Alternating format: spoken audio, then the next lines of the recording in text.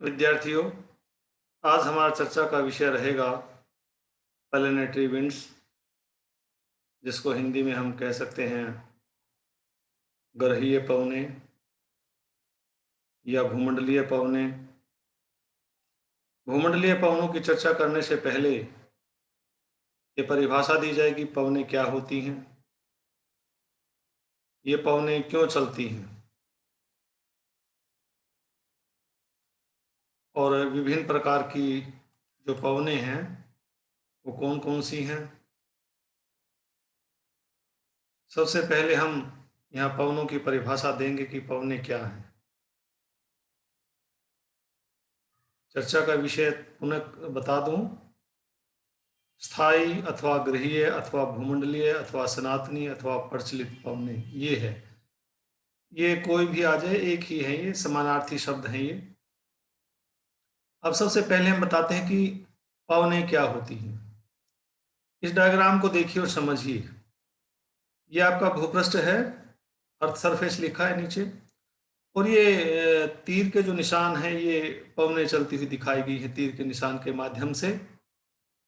तो इसमें हम कह सकते हैं कि जब जो वायु है धरातल के समानांतर चलती है वो पवन कहलाती है। यानी वायु जब धरातल के समानांतर बहती है या चलती है वो पवन कहलाती है।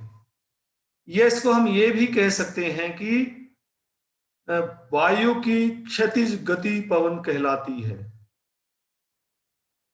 रट्टा ना लगाएं बिल्कुल क्लियर है, डायग्राम से क्लियर है, धरातल दिखाया गया है। ये धरातल के समानांतर पवन चलती हुई दिखाई गई है, यानी धरातल के समानांतर बहती हुई वायु को पवन कहते हैं, या ये कह सकते हैं कि क्षैतिज अवस्था में बहती हुई वायु को पवन कहते हैं। अब प्रश्न है कि पवन चलती क्यों है पवन क्यों चलती है? पवन चलने का कारण है दो क्षेत्रों में वायु दाब का अंतर होना।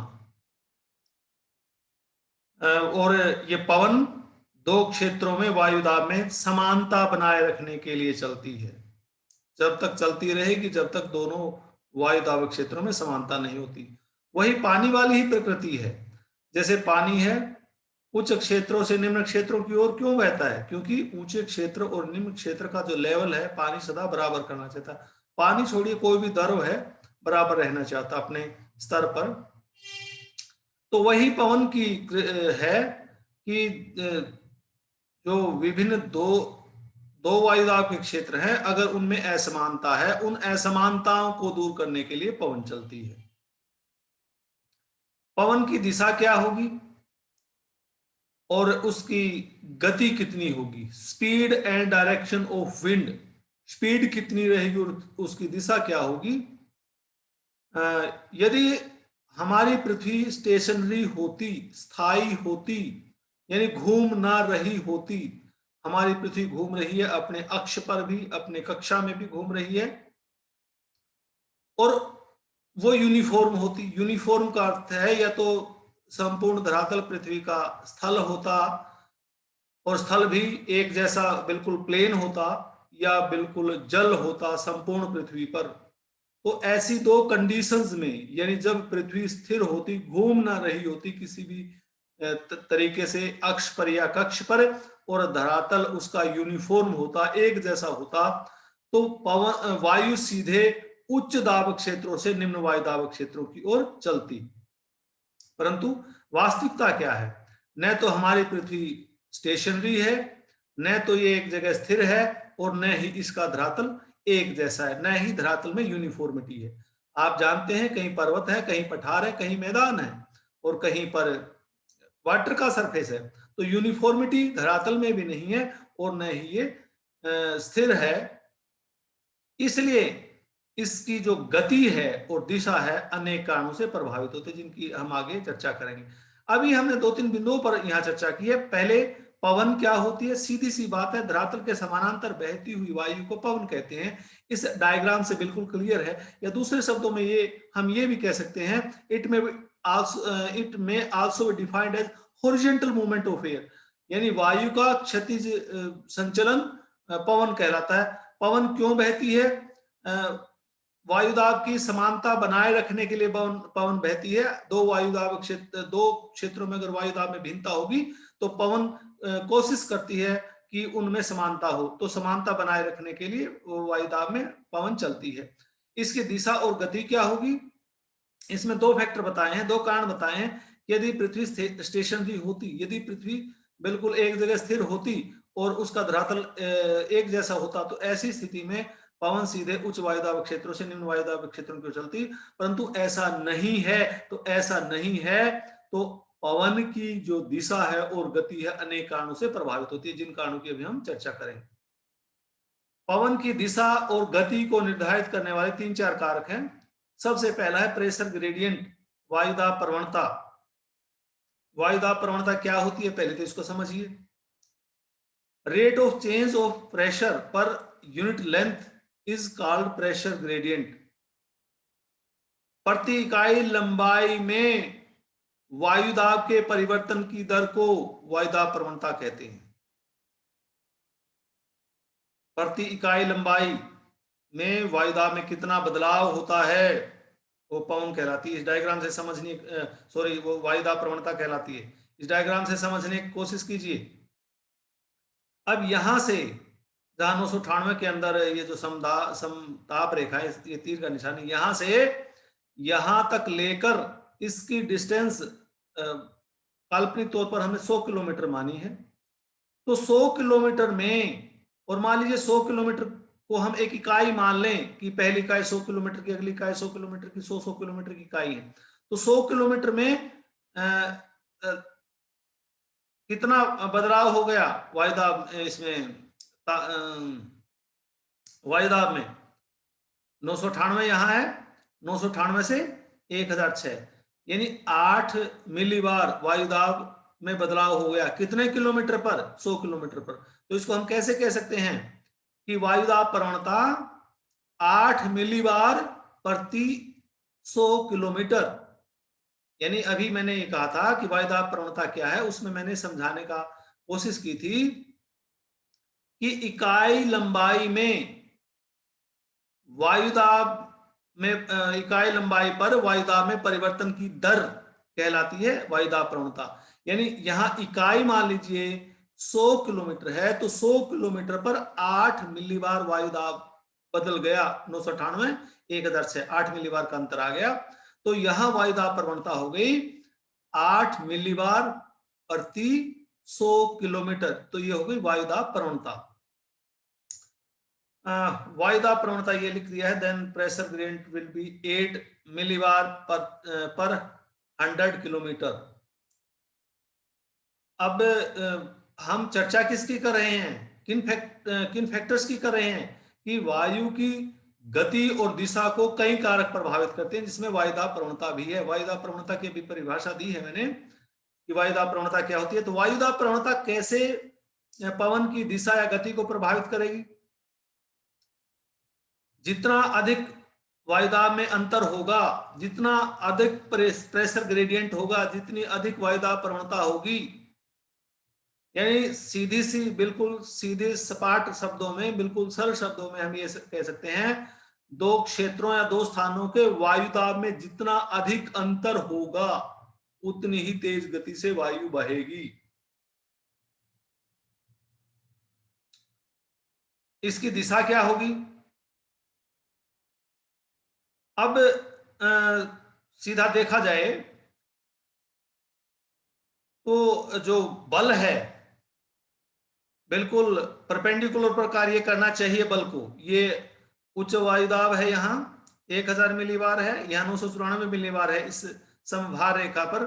तो वायु को बिल्कुल सीधा चलना चाहिए, क्योंकि फोर्स, ये तीर के निशान दिखाते हैं, ये जो फोर्स काम करेगी, फोर्स कहाँ, समदाब रेखा, ये उच्च वायुदाब का क्षेत्र है, मान लीजिए ये पॉइंट है, ये पॉइंट निम्न वायुदाब का क्षेत्र है।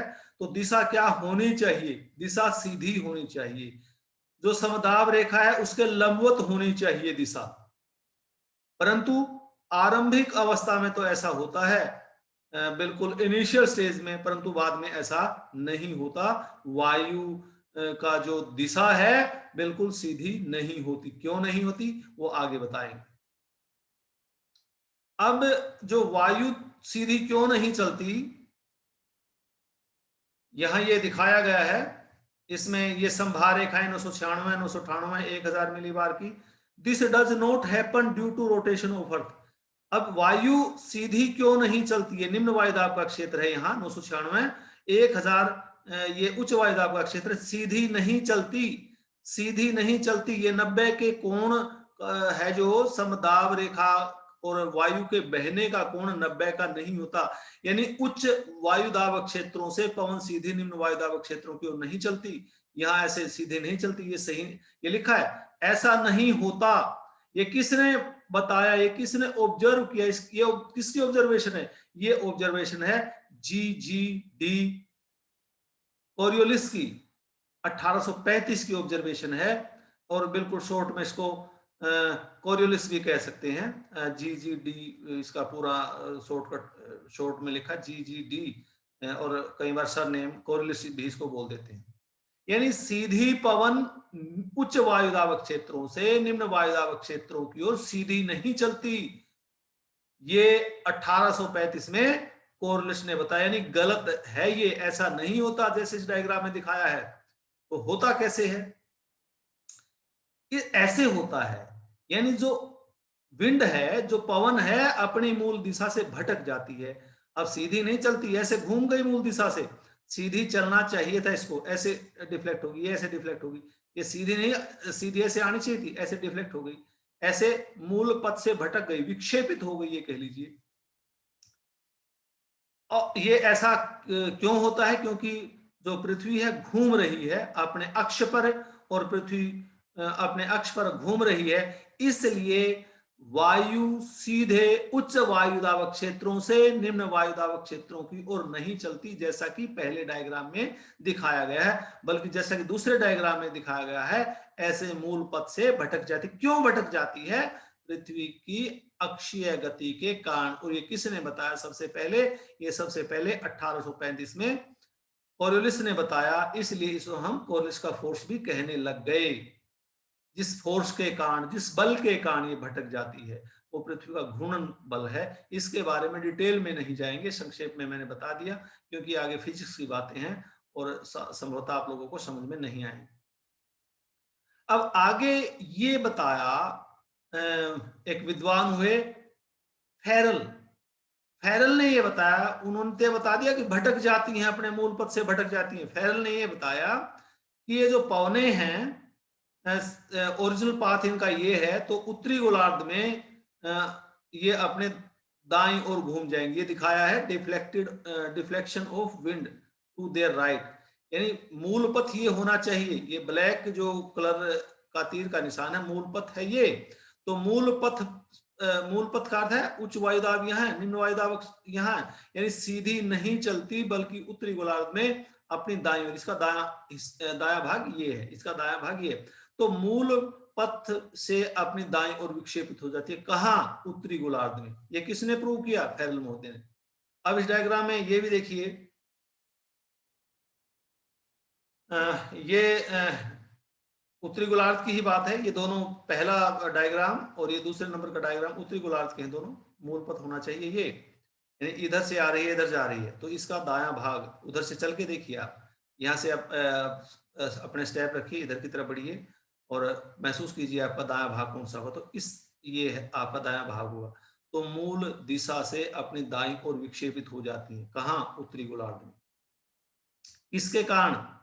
कोरियोलिस बल के प्रभाव के कारण। कोरियोलिस बल कैसे उत्पन्न हुआ? पृथ्वी की अक्षीय गति कारण। कोरियोलिस बल इसको क्यों कहते हैं? क्योंकि इसका जो भटकाव की खोज है, किसने की थी? कोरियोलिस ने की थी, इसलिए इसका नाम कोरियोलिस फोर्स देने लगे हम। उत्तरी गोलार्ध में अपने दाईं ओर ये घूम जाती हैं या डिफेक्ट हो जाती हैं, विक्षेपित हो जाती हैं। दक्षिणी गोलार्ध में इसका उल्टा है। ये दक्षिणी गोलार्ध के हैं दो डायग्राम।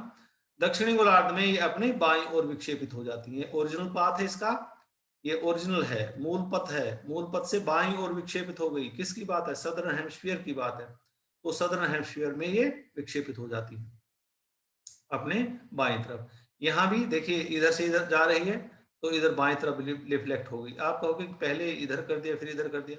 अब देखिए ये तो इधर से इधर जा रही है, ये इधर से इधर आ रही है, तो इसका जो बायां भाग है ये होगा। ये किसने प्रूव किया? उत्तरी गोलार्ध में अपने दाएं ओर विक्षेपित हो जाती है, दक्षिणी गोलार्ध में अपनी बाएं ओर विक्षेपित हो जाती है। ये प्रूव किया फेरेल ने सन 1855 में, इसलिए इसको फेरेल का लॉ भी कहते हैं।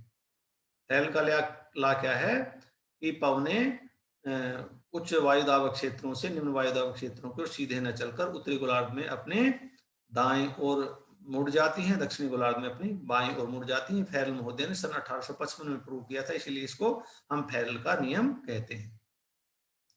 तो बात आ रही है कि पवनों की दिशा किन किन कारकों से निर्धारित हो रही है।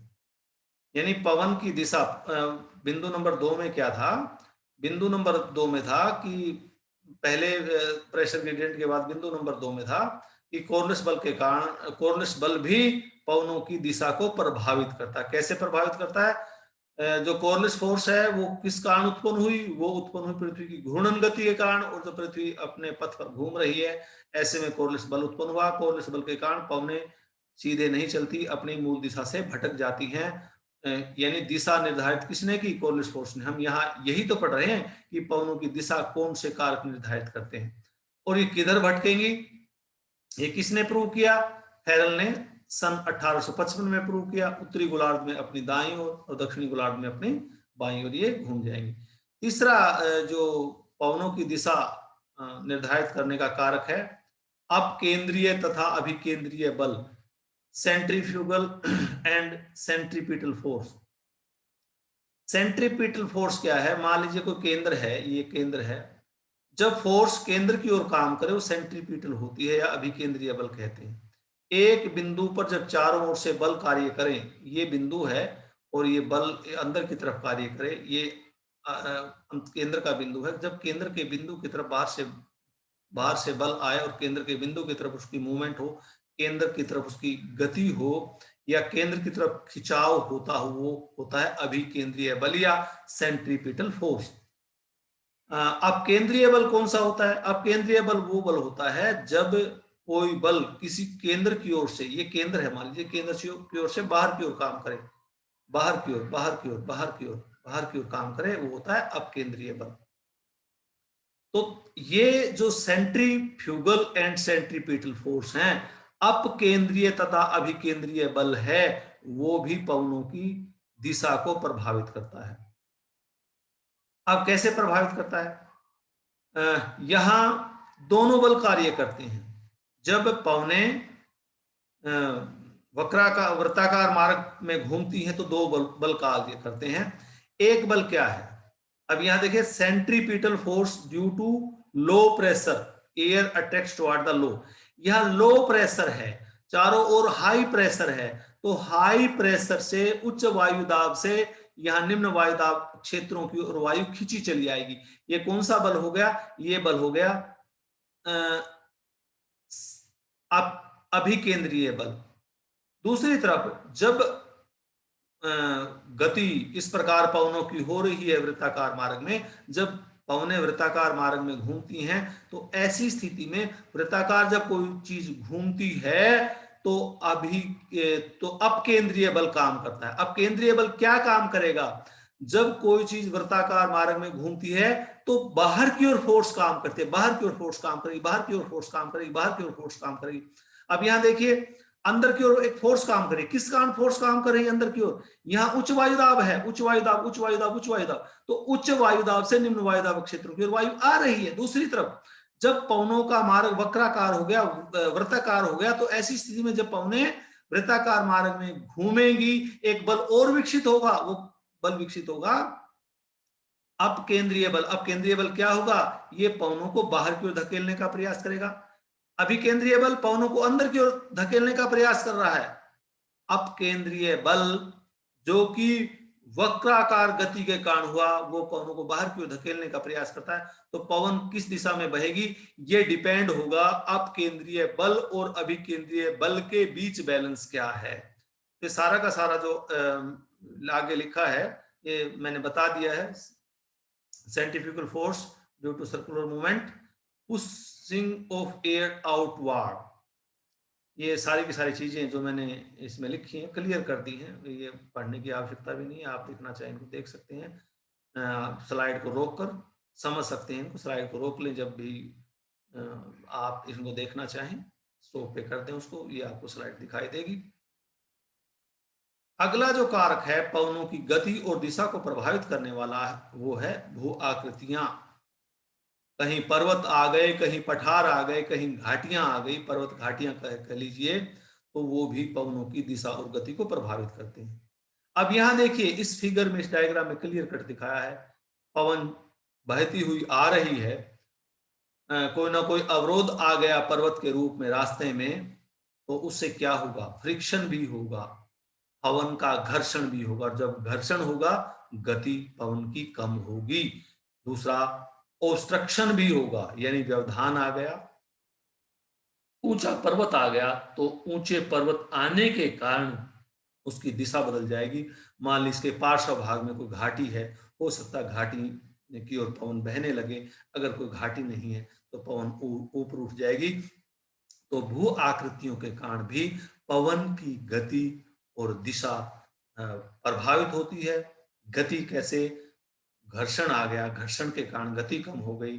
दिशा कैसे, बीच में व्यवधान आ गया, व्यवधान के कारण उस वायु को ऊपर उठना पड़ा या उस वायु को डाइवर्ट होना पड़ा, घूमना पड़ा निम्न क्षेत्रों की तरफ या वैली की तरफ। तो इस प्रकार भू आकृतियां भी किसी स्थान की जो वायु की गति और दिशा प्रभावित करती। दूसरा यहाँ डायग्राम देखिए, दूसरे फिगर में क्या है, ये हमारा आपको दिखाया गया ओशन, यानी ये समुद्र है यहाँ पूरा का पूरा।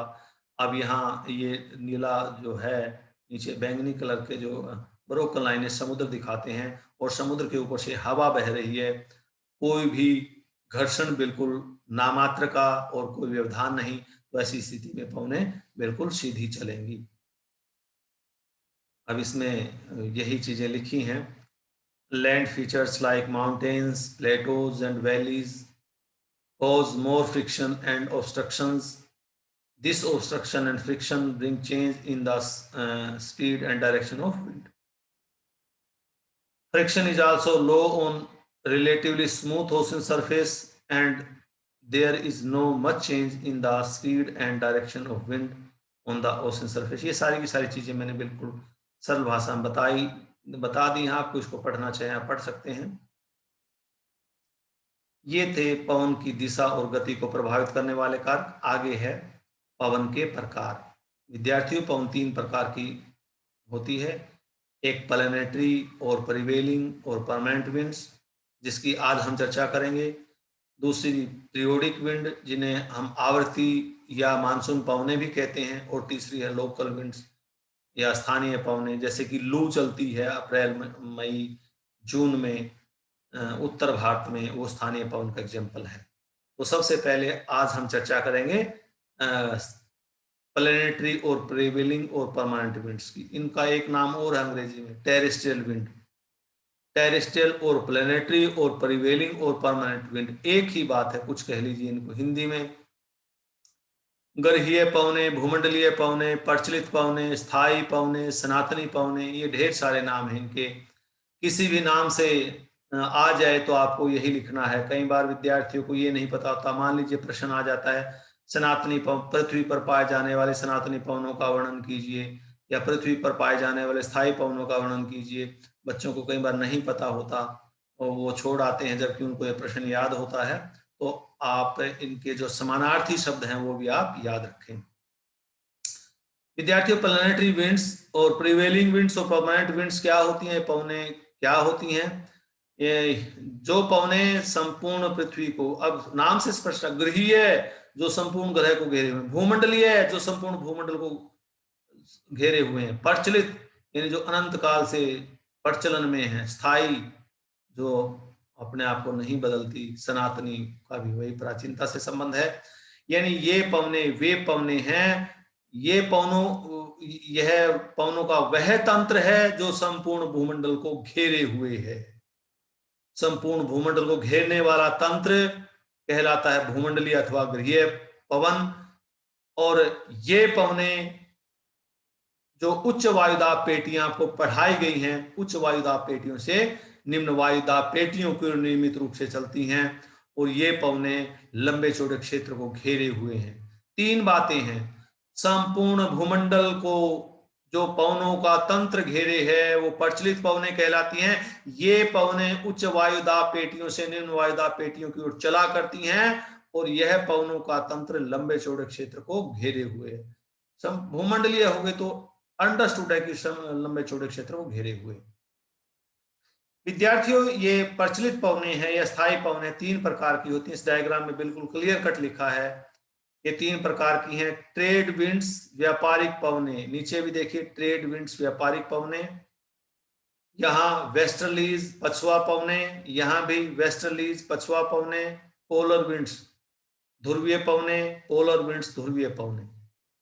तो तीन वर्ग हो गए, व्यापारिक, पछुआ दोनों गोलार्धों में, तीसरा ध्रुवीय। और दूसरा मैंने क्या बताया था कि संपूर्ण भूमंडल के घेरे हुए, क्लियर हो गया, संपूर्ण भूमंडल घेरे हुए इन पवनों से।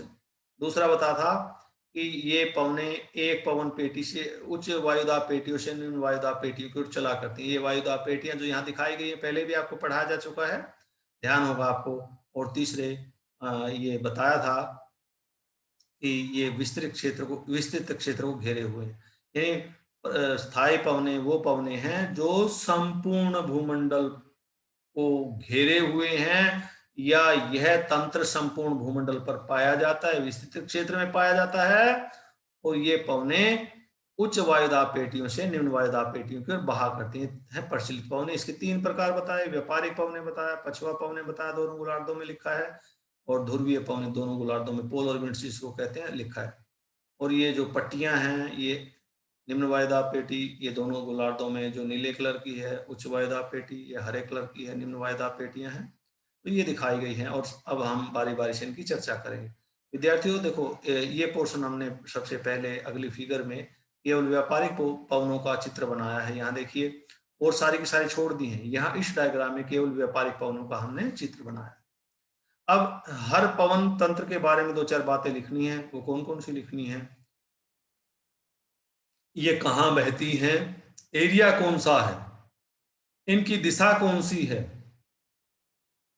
ये वर्षा करती हैं कि नहीं करती हैं, इनकी गति वगैरह कितनी है, और एक आध विशेषता और बता दीजिए, बस इतना ही। पहला, क्षेत्र के बारे में बताइए, कहाँ बहती हैं। दूसरा, दिशा के बारे में बताइए। तीसरा, वर्षा के बारे में बताइए, कहाँ कहाँ वर्षा करती हैं, क्यों करती हैं। चौथा, इनकी गति के बारे में बताइए, यानी स्पीड के बारे में बताइए। पांचवा एक आध विशेषता और है तो वो आप लिख सकते हैं। अब पहला मैंने क्या कहा था, ये क्षेत्र के बारे में बताइए, कहां से कहां बहती है। ये देखिए, सब ट्रॉपिकल हाई प्रेशर बेल्ट, सब ट्रॉपिकल हाई प्रेशर बेल्ट यानी उपोषण उच्च वायुदाब क्षेत्र है ये। इक्वेटोरियल लो प्रेशर बेल्ट, भूमध्य रेखीय निम्न वायुदाब क्षेत्र है ये। तो ये पवने दोनों गोलार्धों के उपोषण उच्च वायुदाब क्षेत्रों से भूमध्य रेखीय निम्न वायुदाब क्षेत्रों की ओर बहती हैं। एरिया कवर हो गया ना, क्षेत्र कहाँ बहती हैं, ये पूरा का पूरा क्षेत्र जो कवर किए हुए हैं। ये पवने उपोषण उच्च वायुदाब क्षेत्रों से भूमध्य रेखीय निम्न वायुदाब क्षेत्र की ओर बहती हैं, दोनों गोलार्धों में बहती हैं, ये भी क्लियर है। ये उत्तरी गोलार्ध है और ये दक्षिणी गोलार्ध है। अब इनकी दिशा बताइए। अब ये दिशा आप बता सकते हैं कौन सी है। उत्तरी गोलार्ध में इनकी दिशा उत्तरी पूर्वी, ये उत्तरी पूर्वी दिशा, उत्तरी पूर्वी, और दक्षिणी गोलार्ध में इनकी दिशा दक्षिणी पूर्वी होती है। आप कहेंगे कैसे आइडेंटिफाई करेंगे सर हम। भाई आप जैसे भी बैठे हैं, दाएं हाथ की तरफ पूर्व, बाएं हाथ की तरफ पश्चिम, आपके सर की तरफ उत्तर, आपके पैरों की तरफ दक्षिण।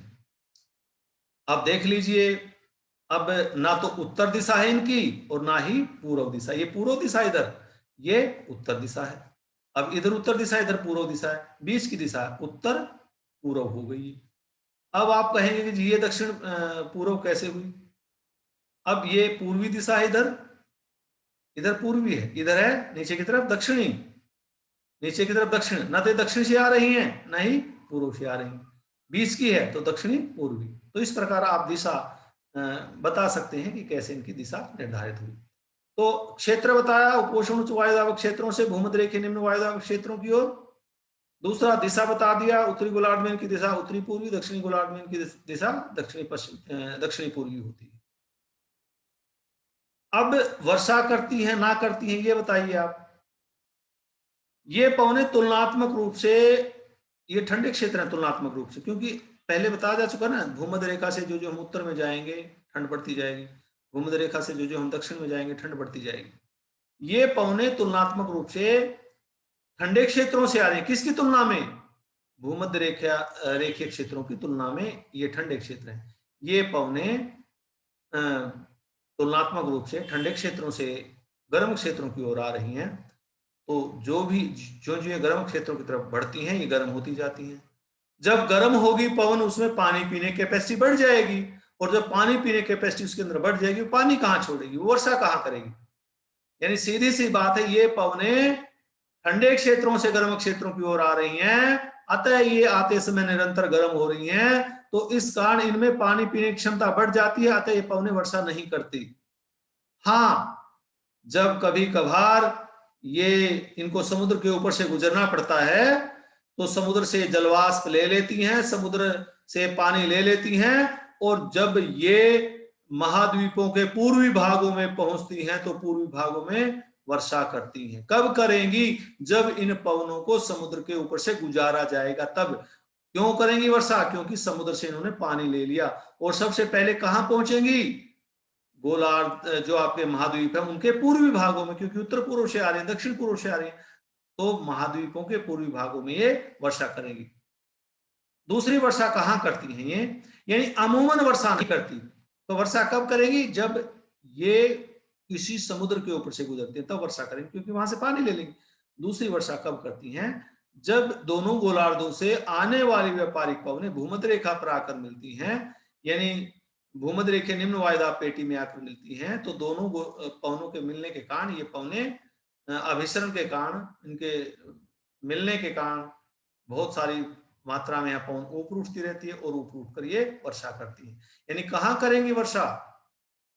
ये वर्षा करेंगी इक्वेटोरियल लो प्रेशर बेल्ट में, भूमध्य रेखा निम्न वायुदाब पेटी में। क्यों करेंगी?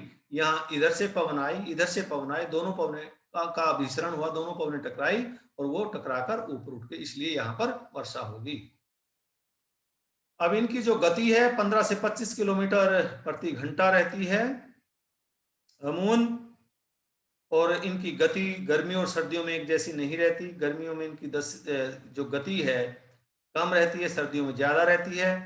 और दूसरे गति के बारे में अगर बात करें तो भूमध्य जो जहां लैंड मासीज है महाद्वीप पे, इनकी गति वहां कम पाई जाती है, और जो समुद्र है वहां पर गति थोड़ी सी ज्यादा पाई जा सकती है। तो ये सारी की सारी चीजें इसमें लिखी हैं, जो मैंने बता दी हैं वही इसमें लिखी हैं।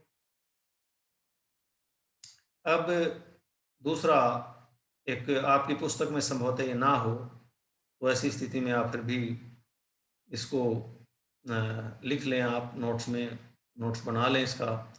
दूसरा है डोल्ड्रम एंड इक्वेटोरियल वेस्टर्लीज, शांत मंडल तथा भूमध्य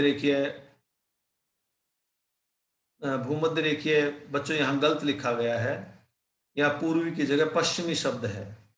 लिखने में कई बार ध्यान दाएं बाएं होता है तो गलती से लिखा जाता है। ये पूर्वी शब्द नहीं है, पश्चिमी शब्द है। ये लिखा भी है इक्वेटर, ये वेस्टर्लीज इधर ये क्लियर लिखा है। तो ये कहाँ चलती हैं विद्यार्थियों? अब देखिए, यहाँ दोनों गोलार्धों से व्यापारिक पवनें आकर मिल गई।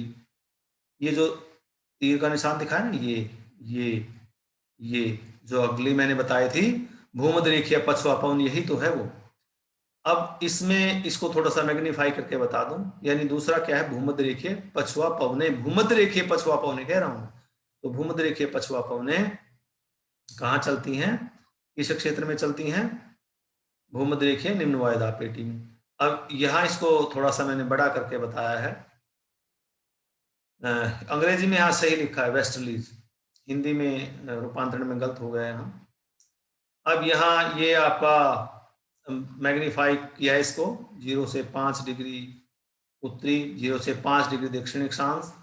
यहाँ लिखा है 0 से 5 डिग्री उत्तरी, 0 से 5 डिग्री दक्षिण अक्षांश। ये व्यापारिक पवनें उत्तरी गोलार्ध की, ये व्यापारिक पवनें दक्षिणी गोलार्ध की। व्यापारिक पवनें दोनों पवनें कहाँ टकराई आपस में? भूमध्य रेखीय निम्न वायुदाब पेटी पर, ये दिखाई गई। जब दोनों पवनें टकराती हैं, कुछ वायु तो ऊपर उठ जाती है और कुछ वायु धरातल पर पश्चिम से पूर्व की ओर बहने लगती है। कौन सी वायु है ये? उत्तरी गोलार्ध से जो व्यापारिक पवनें आई, दक्षिणी गोलार्ध से जो व्यापारिक पवनें आई, तो वायु टकराकर कुछ वायु ऊपर उठ गई और कुछ वायु पश्चिम से पूर्व की ओर बहने लगी। और ये पश्चिम से पूर्व की ओर जो वायु बहती है, ये कहलाती है भूमध्य रेखीय पछुआ पवनें। और ये जो भूमध्य रेखीय पछुआ पवनें हैं, ये लगातार पूरे के पूरे क्षेत्र में नहीं बहती, बल्कि ये डिफरेंट जोन में बहती है। कुछ क्षेत्र ऐसा भी है जहां बिल्कुल ये पछुआ पवनें नहीं है, कहीं 200-500 किलोमीटर का जोन आ गया, कहीं 1000 किलोमीटर का जोन आ गया, यानी ये नियमित नहीं है। कहीं कहीं जो पैचेज हैं या जोन के रूप में ये बहती है। ये सारी की सारी चीजें जो मैंने बताई इसी में लिखी हैं। These winds blow from west to east in the belt of doldrum. ये पवनें डोल्ड्रम में या शांत मंडल में या भूमध्य रेखीय निम्न वायुदाब पेटी में पश्चिम से पूर्व की ओर बहती हैं। दूसरा, these winds are result of convergence of trade winds of both the hemisphere. दोनों गोलार्धों से आने वाले व्यापारिक पवनों के अभिसरण के कारण इनका उत्पत्ति होती है। और तीसरा है, these winds are not continuous in doldrums but are extended in form of some specific zones. ये पूरे के पूरे क्षेत्र में नियमित नहीं है, बल्कि विभिन्न जोन्स के रूप में पाए जाती हैं। कई जगह ये अनुपस्थित भी हैं। और दोस्त, इससे अगली पवन है वेस्टर्लीज पछुआ पवनें। जो मूल पवनें हैं, ये तो छोटी सी पार्ट था इन पवनों का ही, ये जो पहले दिखाया गया था उनका ही एक हिस्सा था एक प्रकार से। दूसरा यहाँ दिखा है यहाँ पछुआ पवनें, ये दूसरा है पछुआ पवनें। अब इसमें भी पछुआ पवनों में थोड़ा सा मैं इसको छोटा सा कर देता हूँ, अब क्लियर हो गया। जो पछुआ पवन है, पछुआ पवनें, अब यहाँ डायग्राम में देखिए, डायग्राम में देखने की कोशिश कीजिए। यहाँ और पवनें नहीं दिखाई गई इस डायग्राम में, केवल पछुआ पवनें दिखाई गई, क्योंकि और सारी की सारी पवनें दिखाते भीड़ भाड़ हो जाती। तीर के निशान देखिए, कहाँ से कहाँ बह रही है देखिए। सबसे पहले क्या बताना है, किस एरिया में बहती है, किस एरिया में बहती हैं, किस एरिया से किस एरिया की तरफ बहती हैं? उपोषण उच्च वायुदाब क्षेत्र, सब ट्रॉपिकल हाई। उपोषण उच्च वायुदाब क्षेत्र, ये उत्तरी गोलार्ध का उपोषण उच्च वायुदाब क्षेत्र है, और ये दक्षिणी गोलार्ध का उपोषण उच्च वायुदाब क्षेत्र। ये उत्तरी गोलार्ध का सब पोलर लो भूमध्य रेखीय उपध्रुवीय निम्न वायुदाब पेटी, ये भी उपध्रुवीय निम्न वायुदाब पेटी, ये उत्तरी गोलार्ध की है, ये दक्षिणी गोलार्ध की है। तो सबसे पहले बताइए कहां से कहां बहती हैं? ये पवनें उपोषण उच्च दोनों गोलार्धों में, ये पवनें दोनों गोलार्धों में उपोषण उच्च वायुदाब क्षेत्रों से उपध्रुवीय निम्न वायुदाब क्षेत्रों की ओर बहती हैं। ये देखिए, बिल्कुल आप इन निशान को देखिए, बिल्कुल आप बता पाएंगे। यहां भी देखिए, डायग्राम में देखकर बताइए कहां से कहां बहती हैं। अब डायग्राम में देखकर दूसरे नंबर पर इनकी दिशा बताइए। उत्तरी गोलार्ध में इनकी दिशा दक्षिणी पश्चिमी तथा दक्षिणी गोलार्ध में इनकी दिशा उत्तरी पश्चिमी होती है। दिशा आ गई। दिशा कैसे ज्ञात करनी है, इससे पहले पॉइंट में मैंने बताया था, उसी बिंदु को ध्यान रखें। यानी इधर पूर्व, इधर पश्चिम, उत्तर दक्षिण, जमा का निशान लगा ले, उससे अपने आप पता चल जाएगा दिशाओं का। जमा का निशान लगाएंगे, इधर ईस्ट वेस्ट नॉर्थ साउथ, उसके बाद दिशा देख लें। यानी पहला बिंदु क्या स्पष्ट करना था, कहां से कहां बहती हैं? उपोषण उच्च वायुदाब क्षेत्रों से उपध्रुवीय निम्न वायुदाब क्षेत्रों की ओर बहती हैं, और ये दोनों गोलार्धों में बहती हैं। दूसरा, इनकी दिशा उत्तरी गोलार्ध में दक्षिणी पश्चिमी तथा दक्षिणी गोलार्ध में इनकी दिशा उत्तरी पश्चिमी, ये है इनकी दिशा। आगे इसके वर्षा के बारे में बताइए, विंड स्पीड के बारे में बताइए। अब वर्षा के बारे में यदि हम कहें, ये पवनें ठंडे क्षेत्रों की ओर निरंतर बढ़ रही हैं, अपने से ठंडे क्षेत्रों की ओर बढ़ रही हैं, गर्म क्षेत्र ठंडा क्षेत्र है, और जब ठंडे क्षेत्रों की ओर बढ़ रही हैं ये निरंतर ठंडी होती जाती हैं, और ठंडा होने के कारण जो हम ये आगे बढ़ती हैं तो ये वर्षा करती जाती हैं। और ये पवनें जो कॉन्टिनेंट्स हैं, जो आपके महाद्वीप हैं, उनके पश्चिमी भागों में अधिक वर्षा करती हैं, क्योंकि पश्चिम की तरफ से उन महाद्वीपों में घुसती हैं, और पूर्वी भागों में वर्षा कम हो पाती है। क्यों? क्योंकि जलवाष्प ज्यादातर पश्चिमी भागों में ही वर्षा की बूंदों के रूप में बदल जाता है। वर्षा के बारे में बता दिया, आगे विंड स्पीड के बारे में बताइए इनकी। अच्छा, वर्षा के बारे में क्लियर हो गया, आगे विंड स्पीड के बारे में बताइए। विंड स्पीड क्या है कि इनमें जो पवन की गति है, जो जो उपोष्ण उच्च वायुदाबक क्षेत्रों से उपध्रुवीय निम्न वायुदाबक क्षेत्रों की ओर बढ़ती हैं, जो जो आगे बढ़ेंगी त्यों त्यों इनकी गति में बढ़ोतरी आती जाएगी। यानी इनकी गति भिन्न भिन्न क्षेत्रों में भिन्न भिन्न है। इनकी गति उपोष्ण उच्च वायुदाबक क्षेत्र के जो सिरे हैं, उपोष्ण उच्च वायुदाबक क्षेत्र के लगते जो क्षेत्र हैं वहां पर गति कम है और ऊपर गति ज्यादा है। इनकी गति यहाँ 20-25 किलोमीटर 15 से 20 किलोमीटर प्रति घंटा से लेकर और इधर 60 से 80 किलोमीटर प्रति घंटा तक हो जाती है, जो जो ये उपध्रुवीय क्षेत्रों की ओर बढ़ती है। विद्यार्थियों, यहां थोड़ा सा एक और मैं जानकारी दे दूं कि इन पवनों के बहने में यहां काफी सारी अनियमितताएं हैं, इरेगुलरिटी है। क्यों इरेगुलरिटी है? और विशेषकर उत्तरी गोलार्ध में। उत्तरी गोलार्ध में क्या है? उत्तरी गोलार्ध में लैंड मास ज्यादा है, महाद्वीप अधिक है, स्थल भाग ज्यादा है। स्थल भाग होने के कारण कहीं पर्वत आ गया, कहीं पठार आ गया, कहीं पर घाटियां आ गई, तो इनके कारण घर्षण और व्यवधान आने के कारण इनकी दिशा और गति में जो अनिश्चितता है, अनियमितता है, वो पाई जाती है। जबकि दक्षिणी गोलार्ध में जब ये बहती हैं, दक्षिणी गोलार्ध में ये जल भाग की अधिकता होने के कारण, महासागरों की अधिकता होने के कारण ये तुलनात्मक रूप से नियमित हैं। इनकी दिशा में और गति में कोई ज्यादा बदलाव नहीं आता। विद्यार्थियों, वास्तव में ये जो पछुआ पवनें हैं बहुत अच्छी तरीके से कहाँ विकसित होती हैं? ये विकसित होती है दक्षिणी गोलार्ध में, और दक्षिणी गोलार्ध में भी 40 से 65 डिग्री अक्षांशों के बीच। दक्षिणी गोलार्ध में अधिक विकसित क्यों होती दिखाई देती हैं? क्यों अधिक विकसित दिखती हैं ये? क्योंकि दक्षिणी गोलार्ध में अथाह समुद्र है, कहीं कहीं स्थल भाग है, तो वहां इन पवनों की दिशा को, गति को रोकने वाला कोई नहीं है।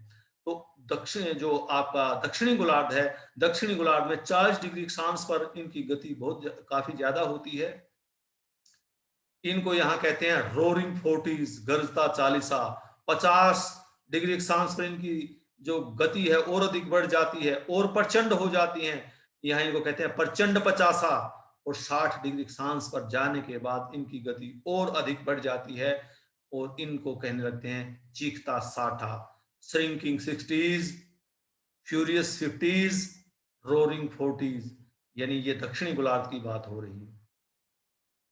और यहां जैसा कि मैंने बताया, यहां भी आप क्लियर कट देख रहे हैं, 40 डिग्री पर स्पीड ज्यादा, 50 पर और ज्यादा, 60 पर और ज्यादा। यानी सीधी सी बात है, ज्यो ज्यो ये इस पेटी के पास जाती हैं, उपोष्ण उच्च वायुदाब पेटी से उपध्रुवीय निम्न वायुदाब पेटी की ओर बढ़ती हैं, त्यों त्यों इनकी गति में बहुत अधिक वृद्धि होती जाती है। ये सारी की सारी जो चीजें लिखी हैं वही लिखी हैं, फिर भी मैं पढ़ के सुना देता हूँ। रेनफॉल ये करती हैं क्योंकि ये as moving towards the cold areas get cold, hence rainfall करती हैं। wind speed में इसमें मैंने बताया due to occurrence of large portion of land mass in northern hemisphere their speed and direction become more complex। जो जो ये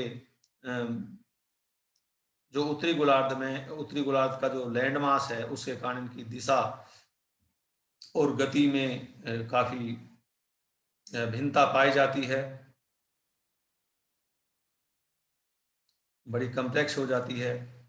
और जो दक्षिणी जो गोलार्ध है इसमें लिखा है due to presence of vast expanse of ocean in southern hemisphere the westerlies are much more stronger and more constant in direction. दक्षिणी गोलार्ध में जल भाग की अधिकता होने के कारण ये अधिक स्ट्रोंग होती हैं और इनकी दिशा और गति में व्यवधान नहीं आता।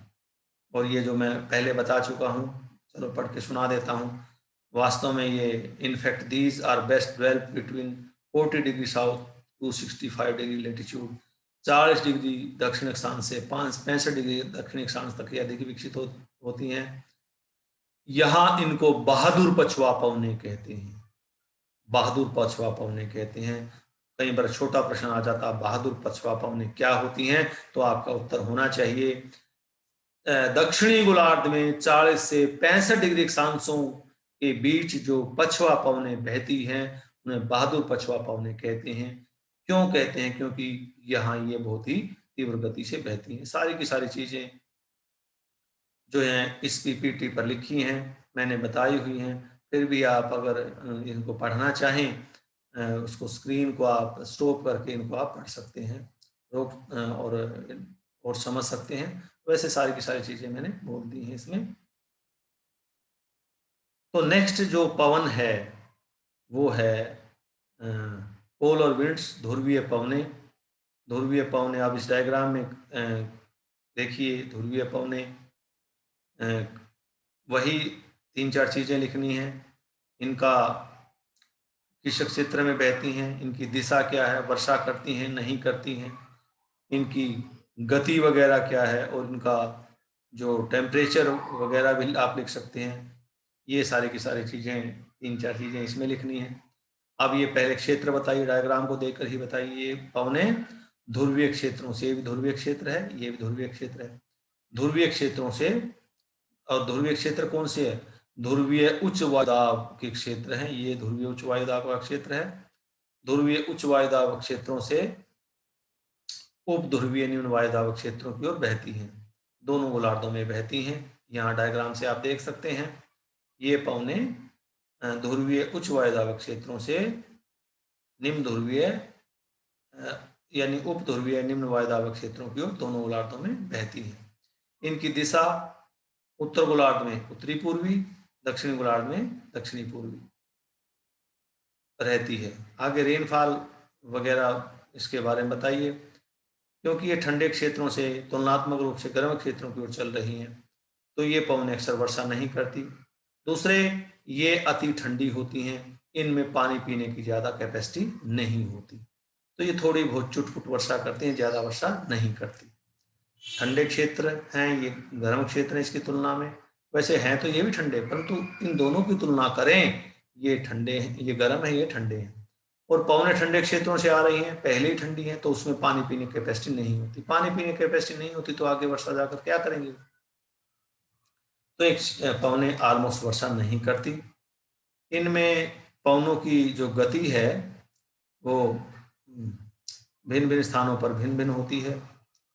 कहीं पर ये 20-25 किलोमीटर से लेकर इनकी गति कभी कभार 70 किलोमीटर 80 किलोमीटर प्रति घंटा तक हो जाती है। और ये बहुत ठंडी होती हैं, क्योंकि ध्रुवीय क्षेत्रों से आती हैं, ऐसे क्षेत्रों से आती हैं जो हिम से आच्छादित हैं, हिम आच्छादित क्षेत्रों से आती हैं, अतः पवनें ठंडी होती हैं। और ये पवनें उप ध्रुवीय निम्न वायुदाब क्षेत्रों में आकर साइक्लोन्स को जन्म देती हैं, साइक्लोन को जन्म देती हैं। तो ये इनकी विशेषता है यहाँ। यानी इसमें भी वही चीजें कि कहाँ से कहाँ बहती हैं, इनकी दिशा क्या है, वर्षा है कि नहीं है, इनका पवनों का तापमान क्या है, साइक्लोन को जन्म देती हैं। वही चीजें जो पहले बताई जा चुकी हैं, वो उन्हीं बिंदुओं को लेकर यहाँ बताना है। ये जो पवन पेटियां यहाँ दिखाई गई हैं, बिल्कुल शुरू के डायग्राम में जो मैंने दिखाई थी, ये पवन पेटियां, वास्तव में ये जो पवन पेटियां हैं, जैसे यहाँ स्थायी दिखाई गई हैं, ऐसे स्थायी नहीं है, बल्कि इन पवन पेटियों में के क्षेत्र में खिसकाव होता रहता है। और इसमें लिखा है कि पवन पेटियों का खिसकाव। ये कैसे खिसकेंगी? जब वायुदाब पेटियां खिसक जाएंगी, जब वायुदाब पेटियां खिसक जाती हैं तो ये भी वायुदाब पेटियों का पीछा करते हुए उत्तर की ओर दक्षिण की ओर खिसक जाती हैं। और आप विद्यार्थियों को पता है कि वायुदाब पेटियां खिसकती रहती हैं। जब सूर्य उत्तरायण होता है वायुदाब पेटियां उत्तर की ओर खिसकी होती हैं, और जब सूर्य दक्षिणायन होता है वायुदाब पेटियां दक्षिण की ओर खिसकी होती हैं। जब वायुदाब पेटियां खिसक जाएंगी तो इनकी उत्पत्ति किस कारण हुई? इन पवनों की उत्पत्ति हुई वायुदाब पेटियों के कारण। ये वास्तव में पवन पेटियां वायुदाब पेटियों का परिणाम है। और जब पवन पेटियां खिसक जाएंगी तो वायुदाब पेटियां भी पवन पेटियों का अनुसरण करते हुए खिसक जाएंगी। वास्तव में ये जो पवन पेटियां हैं उत्तरी गोलार्ध में ग्रीष्म ऋतु में 5 से 10 डिग्री उत्तर की ओर खिसक जाती हैं, और जब दक्षिणी गोलार्ध में गर्मियां होती हैं ये पवन पेटियां दक्षिण गोलार्ध में भी 5 से 10 डिग्री अक्षांश दक्षिण की ओर उत्तर की ओर खिसक जाती है, दक्षिण की ओर खिसक जाती है। इसमें लिखा है wind belts keep on shifting on earth following the northward and southward shifting of pressure belt. वायुदाब पेटियां हैं, वायु पेटियां हैं, वो खिसकती रहती हैं जो वायुदाब पेटियों का अनुसरण करते हुए। यानी वायुदाब पेटियां उत्तर में खिसकेंगी तो पवन पेटियां भी उत्तर में खिसक जाएंगी, वायुदाब पेटियां दक्षिण में खिसकेंगी तो वायुदाब पेटियां भी दक्षिण में खिसक जाएंगी। These shifts generally 5 to 10 degree north in summer of north hemisphere। जब उत्तरी गोलार्ध में गर्मियां होती हैं ये 5 से 10 डिग्री उत्तर में खिसक जाती हैं। These shifts 5 to 10 degree south in summer of southern hemisphere. जब दक्षिणी गोलार्ध में गर्मियां होती हैं ये पेटियां 5 से 10 डिग्री अक्षांश दक्षिण की ओर खिसक जाती हैं। तो ये था आपका टॉपिक पवन पेटियों का। And thank you.